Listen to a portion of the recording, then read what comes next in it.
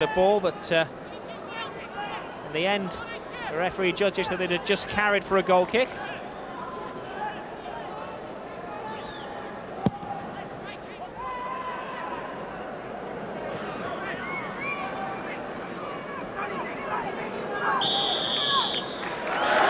Mr. Harrison blows the final whistle of the evening, a game which was started off in controversial fashion by Kevin Russell's goal early on in the game.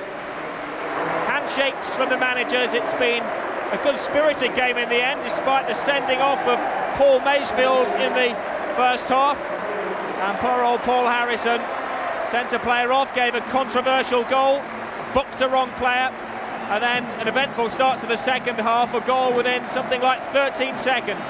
And quite safely, it's Burnley who go through to the draw for the second round of the Coca-Cola Cup tomorrow morning. They win 4-1 on the night, 6-2 on aggregate.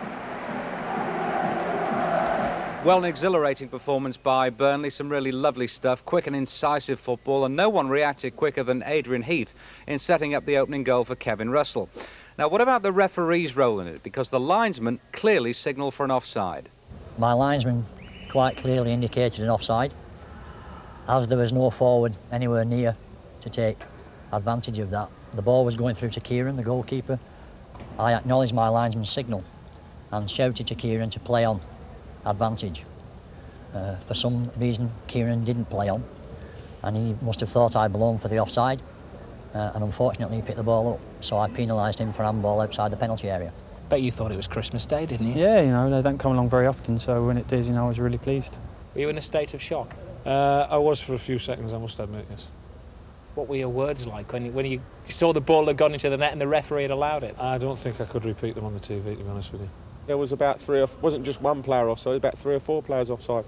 That's the way I saw it. And Kellum says that he heard a whistle as well, so it was just a misunderstanding. And perhaps we should have had a bounce up or something like that. That was unfortunate, a misunderstanding. Maybe the sending off wasn't so, was it?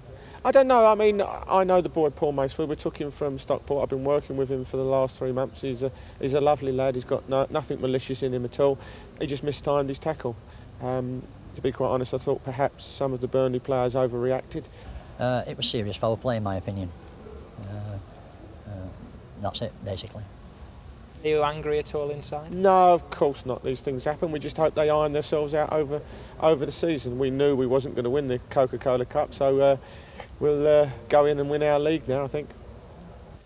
Well, no shortage of talking points in that match, and certainly no debating Burnley's superiority. Now, what about the